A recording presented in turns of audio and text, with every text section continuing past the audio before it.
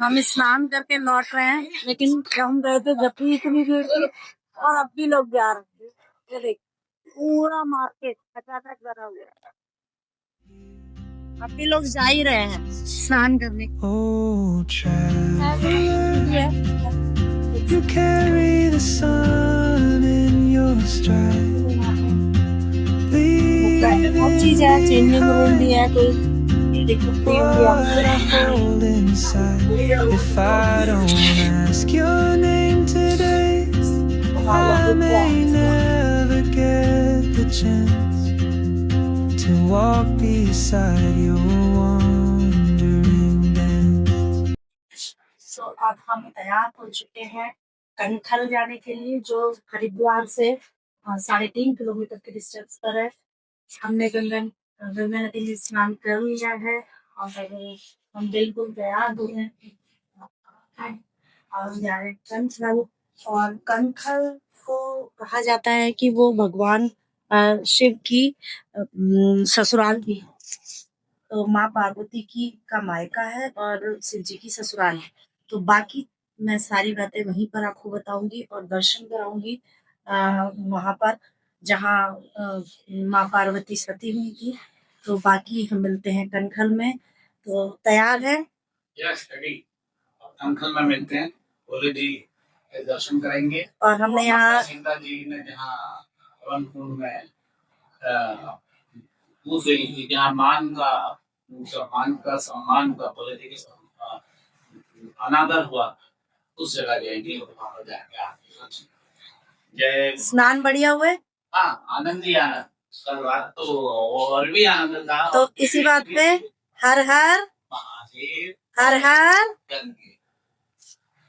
गंगा बड़ी, गोदावरी, तीरथ बड़े प्रयाग, महिमा बड़ी समुद्र की, पाप कटे हरिद्वार। ये हमारे बड़े बुजुर्गों के द्वारा दिया हुआ गुरु मंत्र है। यह श्लोक है जो हम हमेशा याद। तो चलते हैं फिर कंखल और देखते हैं वहां पर क्या है। तो बाय बाय, मिलते हैं कंखल। तो हम हरिद्वार से कंखल मैंने आपको बता दिया था 3.5 से 4 किलोमीटर डिस्टेंस तक है हरिद्वार से। और बाकी आने में कोई दिक्कत नहीं है, बहुत ही आसान रास्ता है। अब मैं आपको मंदिर दिखाऊंगी भी और यहाँ की जो मान्यता है, ये क्यों फेमस है, इसके बारे में मैं शॉर्ट में आपको बताऊंगी। पूरा नजारा देखिए मंदिर का। तो ये मंदिर बहुत पुराना है, ये महाभारत के काल का है और बहुत पौराणिक कथाओं से जुड़ा हुआ माना जाता है। और ये इस राजा दक्ष के नाम से है, राजा दक्षेश्वर प्रजापति टेम्पल। राजा दक्ष जो है वो माँ पार्वती के पिता थे और उन्होंने एक यज्ञ रखा था जिसमें उन्होंने पार्वती माता को बुलाया था, लेकिन भगवान शिव जी, शंकर जी को नहीं बुलाया था, नहीं इनवाइट किया था यज्ञ में। एक बहुत बड़ा यज्ञ रखा गया था। आपने महाभारत देखी होगी तो आपने उसमें देखा होगा कि एक यज्ञ किया गया था और माता पार्वती को बुलाया, लेकिन हाँ, भगवान शंकर जी को नहीं बुलाया। इस सारे जो राजा थे उन सबको इनवाइट किया गया, तो शंकर जी को छोड़ दिया। तो इस बात से जो माता पार्वती हैं, उन्होंने अपने पति की के अपमान को सहन नहीं किया और वो नाराज हो गई अपने पिता से। और उन्होंने जो यज्ञ हो रहा था उसी यज्ञ में कूद के और सती हो गई, जिस बात से जो भगवान शंकर हैं वो इतने ज्यादा क्रोधित हो गए कि जब आप लोगों को तो सबको पता ही है कि जब भगवान शंकर को गुस्सा आता है तो वो क्या तांडव कर देते हैं। तो जब जो माता पार्वती है, जो सती हुई, तो वो इतने ज्यादा क्रोधित हो गए कि माता पार्वती की बॉडी को, यानी कि उनके देह शरीर को लेकर, और वो भटकने लगे इधर उधर, बहुत जगहों पर भटकने लगे और बहुत ज्यादा वो क्रोधित भी थे, बहुत ज्यादा दुखी भी थे। तो उन्होंने जो माता पार्वती है उनकी बॉडी के पार्ट्स या जो उनके आभूषण या जो उनके कपड़े जहां जहां गिरे तो वो सिद्ध पीठ में स्थापित है आज भी। जैसे कुछ एक तो मुझे भी पता है, जैसे एक दतिया में है पीताम्बरा पीठ, एक है कामाख्या मंदिर आसाम में। वो इन्हीं के जो माता पार्वती के बॉडी पार्ट्स हैं उनसे ही निर्मित किया गया है। तो और भी है जो मुझे शायद पता ना हो। ये एक बरगद का पेड़ है जो बहुत ही विशाल है और बहुत ही पुराना लगता है। और भी पीठ बने थे ना माता पार्वती के उसके, एक तो हाँ नैना देवी, दतिया का पीताम्बरा पीठ, कामाख्या माता कामाख्या मंदिर असम में, और बहुत सारे हैं जो हमें नॉलेज नहीं है। लेकिन हाँ, यहाँ से हम माँ गंगे का दर्शन भी कर सकते हैं। आइए मैं दिखाती हूँ आपको नीचे से। ये दक्षेश्वर प्रजापति मंदिर के पास से माँ गंगा निकल रही हैं। ये देखिए, दर्शन करिए आप लोग भी। हर हर गंगे, हर हर गंगे।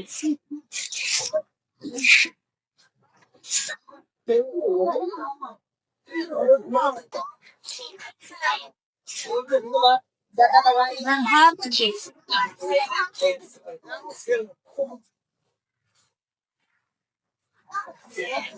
आपको भी हर हर गंगे।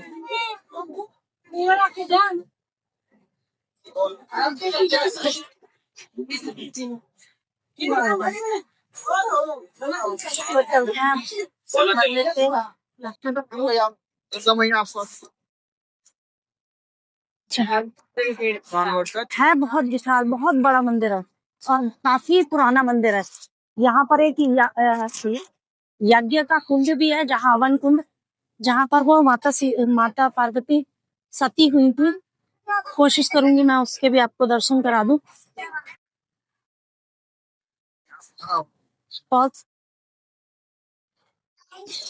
तो हम जा रहे हैं हवन कुंड में, जहाँ माता पार्वती ने सती हुई थी और क्रोध की ज्वाला में जलते हुए उन्होंने अपने आप को अग्नि के हवाले कर दिया था, क्योंकि उन्होंने अपने पति के अपमान को स्वीकार नहीं किया।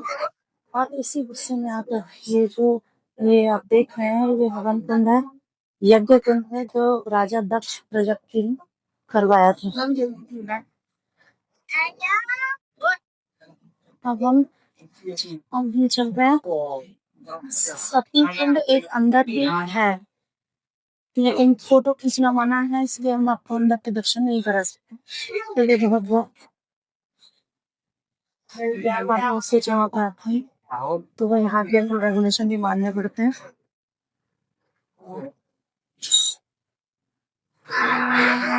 ये सती कुंड, यह सती कुंड, एक सती कुंड बाहर भी है, एक सती कुंड अंदर भी है। तो मे भी ये वो यहाँ पर दक्ष प्रजापति मंदिर में हमको ये फैमिली मिली जो बहुत ही प्यारी है, बहुत ही अच्छी है।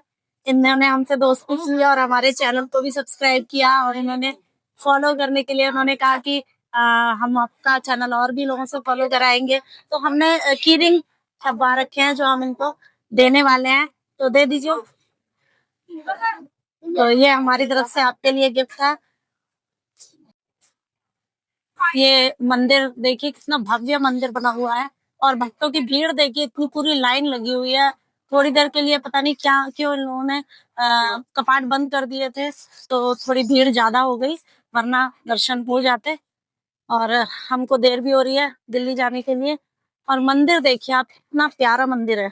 यहाँ पर हमको लोग भी मिले जिन्होंने हमसे फ्रेंडशिप की, हमारे चैनल को सब्सक्राइब भी किया। तो जब हम उसकी वीडियो अपलोड करेंगे तो उन फैमिली को भी हम दिखाएंगे कि जिन्होंने हमारे साथ सेल्फी भी ली। बहुत अच्छी फैमिली थी, बहुत ही क्यूट थी। यहाँ से दर्शन वर्जित है, तो जब ये निकल रहे हैं यहाँ से तो यानी खुल गए होंगे। चले चले, खुल गए हैं, दर्शन खुल चुके हैं, तो हम दोबारा से जा रहे हैं। हम निकल आए थे क्योंकि दर्शन बंद हो गए थे, तो वेट करना हमने मुनासिब नहीं समझा, लेकिन भगवान की कृपा हमारे साथ हमेशा रही है। हम फिर लाइन में लग के जाएंगे। अब हमें लाइन में लगना पड़ेगा, पहले भीड़ नहीं थी, तो चलते हैं दोबारा से, लाइन में लगते हैं और दर्शन करते हैं।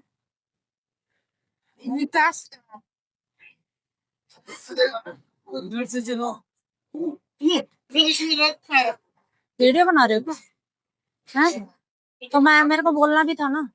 मंदिर के अंदर भी मैंने बहुत लोगों से बात की, और मुझे जैसा कि मैंने आपको जानकारी दी थी कि यहाँ पर भगवान शिव जी का अपमान हुआ था, राजा दक्ष ने अपमान किया था, उन्होंने अपनी पुत्री यानी पार्वती माता को बुला लिया था। ये बहुत बड़े यज्ञ का आयोजन किया गया था उसमें, लेकिन शिव जी को स्थान नहीं दिया था। तो इस बात से पार्वती माता नाराज हो गई थी, बहुत ज्यादा नाराज हो गई थी, और हवन कुंड में उन्होंने वो कूद गई थी। तो इस प्रोसेस से जो भगवान शंकर थे वो बहुत ज्यादा क्रोधित हो गए। तो वो अपनी माता को लेकर इधर उधर घूम रहे थे, जैसा कि मैंने आपको बताया कि फिर सिद्धपीठ की स्थापना हुई उनके अंगों के द्वारा, उनके कपड़ों के वस्त्रों आभूषण के द्वारा। और उसके बाद राजा दक्ष ने भगवान शंकर से, भोलेनाथ से माफी मांगी, और यहाँ पर उनकी एक मूर्ति विराजमान कराई, स्थापना कराई, उनको विराजमान कराया, और जिसका कि हम दर्शन अभी करके आए हैं।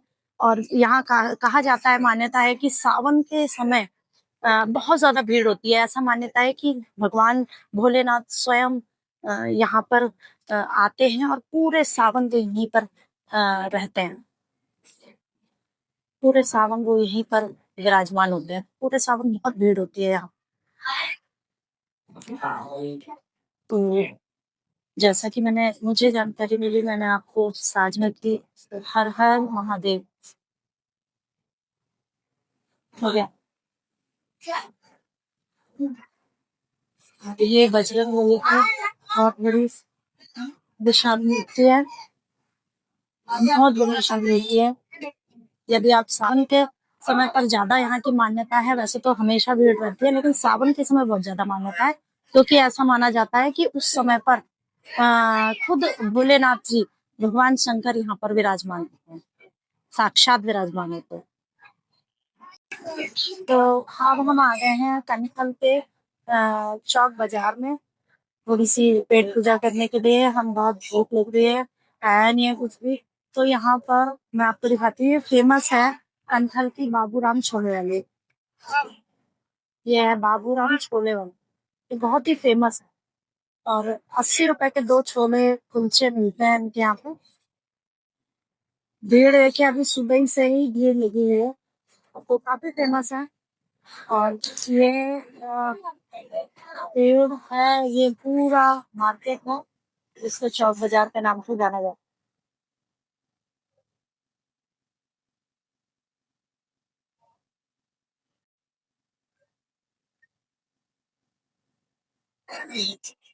तो हमने लिए हैं 2 छोले कुलचे, खाकर बताएंगे कि इसका टेस्ट कैसा है।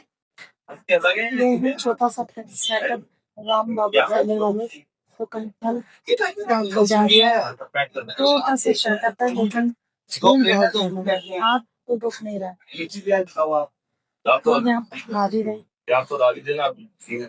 ये हमारा कुलचा, खाकर देखिए हम कैसे है।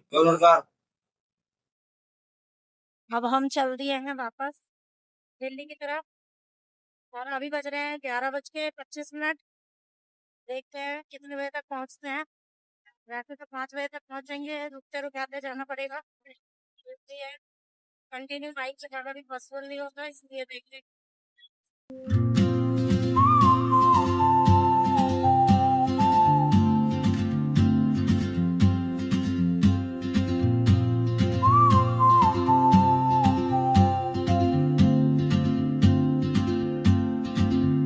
She moves like a map with no borders, a whisper caught in the wind.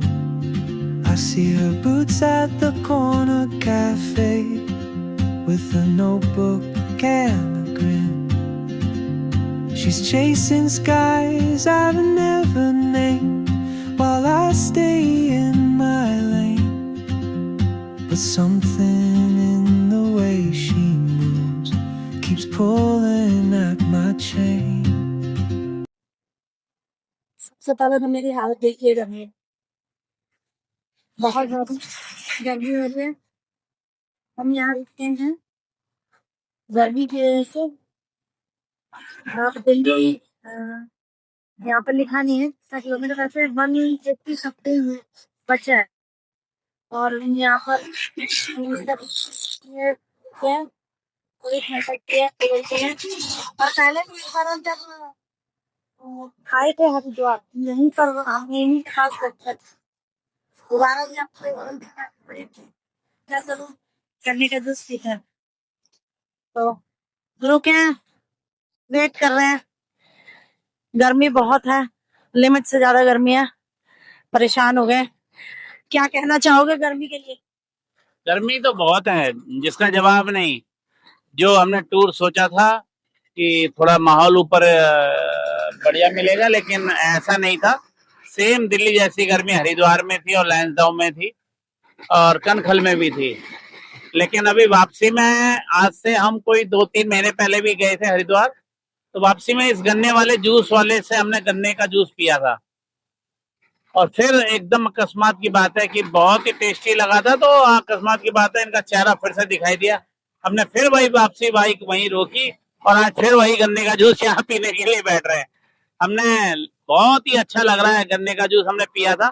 अभी हम फिर देखते हैं कि क्या हमें वैसा ही टेस्ट लास्ट बार की तरीके से मिलेगा कि नहीं मिलेगा। और ये वो लोकेशन है जहाँ ये देखेंगे, बोर्ड देखें कि इस बोर्ड के नियर अबाउट ये खड़े होते हैं सज्जन, और ये प्लॉट बन रहे हैं। ये पीछे की साइड में देखेंगे, ये कुछ दुकानें निकल रही हैं, यहीं पे ये खड़े होते हैं भाई साहब। तो इनका काम, हमें गन्ने का जूस की सर्विस बहुत बढ़िया लगती है। और हमारे साथ तो पता नहीं क्या बात है, ये गन्ने के जूस वाले हमारे साथ बहुत रियायत भी करते हैं। अभी भी देखें हमें रियायत के जूस के लिए। हाँ, और पिछली बार भी हम 3 महीने पहले जब गए तो यहीं पे थे। अभी हम कुदरत की बात है कि शकल देखिए तो वापसी मुड़े हम, क्योंकि शकल देख के हमें याद आ गया कि ये वही है गन्ने के जूस वाले जिनका हमने दिल्ली में भी काफी तारीफ की थी। तो आप भी ध्यान रखें, जब भी इधर से आए और जाएं तो इन सज्जन का जरूर गन्ने का जूस पिएं।